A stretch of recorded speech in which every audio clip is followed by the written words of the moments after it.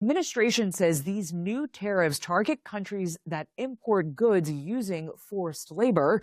That characterization quickly drew objections from several allies and trading partners who called it unjustified. It all comes after the president announced new 50% tariffs on a slew of Canadian products set to go into effect in mid-August. For more, we're joined by Chrystia Freeland. She's the former Deputy Prime Minister and Finance Minister of Canada, serving under Justin Trudeau and Mark Carney. So we're going to get to the relationship between your country and the United States here in a second, but I just want to get your initial reaction to this new round of tariffs and the administration's justification for them. This, for me, Liz, I have to say, is a really sad moment.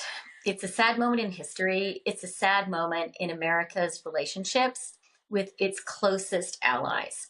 Because what we are seeing is the United States beating up more fiercely on its allies, on its close friends, than it is on the countries to which it is antagonistic. And it may feel good for some people in the short term, but I hope that Americans will recognize that your country is going to be weaker in the medium and long term if your country continues to treat countries that have been your allies over decades so terribly. That's what I think is happening. The U.S. Trade Representative Jamieson Greer told Congress earlier this week of these tariffs, quote, "The specific authorities this administration is using have changed, but the trade strategy has not." What has been the impact of this trade strategy, and what do you expect will be the impact of these tariffs going forward? So, economically, the trade strategy is making everybody poorer because trade actually works. It makes us richer. That's why we do it. It also is a tax on American consumers, and it is one of the things that is driving inflation. Inflation is still high in the United States, and these policies are keeping it there. But I think, the other thing that is really important to bear in mind when we're looking at these tariffs is this is not what President Trump campaigned on. It's not what he campaigned on in 2016. It's not what he campaigned on in 2024.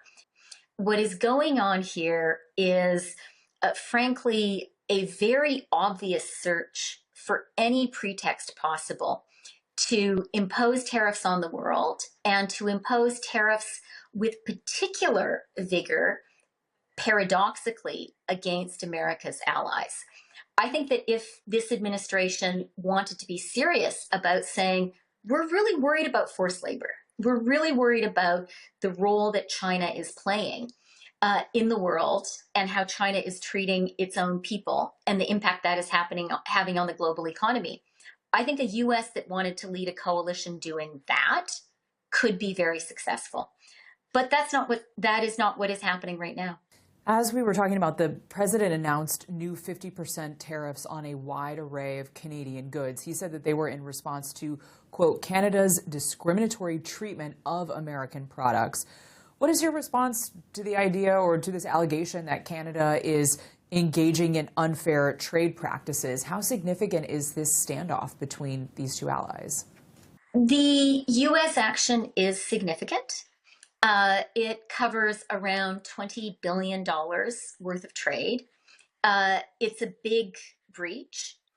It comes after a series of U.S. actions since the re-election of President Trump that have been designed to hurt Canada. Tariffs were imposed on Canadian steel, aluminum, cars, and car parts last year. Those are still in place. This comes on top of those. You were Canada's lead negotiator during Trump's first presidency when Canada, the United States, and Mexico were negotiating the USMCA, that trade deal between the countries. What did you learn from that experience?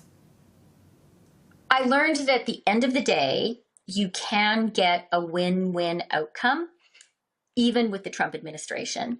And the reason that was possible is the relationship, including the economic relationship between Canada and the United States, is a really good one. It's mutually beneficial. And at the end of the day, that recognition prevailed. Two things really helped. One was that we took the case outside the White House. And we had huge numbers of Americans, whether they were congressmen and senators and governors, to just regular people whose jobs and whose companies depended on trade with Canada, speaking out and saying, why are we breaking up a good thing? That was really important. The other thing that was important was I really think with President Trump, the only thing he understands is strength. And it's a really hard thing for a country to choose to retaliate with tariffs. It's difficult, it's painful. In some ways, it's kind of a dumb thing to do because it makes your own country poorer. But I think the only way to get a good deal with President Trump is if he hits you, your country has to be prepared to retaliate. We've seen that China has managed to get a strong relationship with the president, and I think they've done that by being strong. I think that's what America's allies need to do too. What do you think is the future of free trade in North America? Well, I hope that we continue to have a strong trade deal on our continent and a strong trade deal between Canada and the United States. If the United States chooses not to have that kind of a relationship, Canada will survive, but it will make all of us poorer.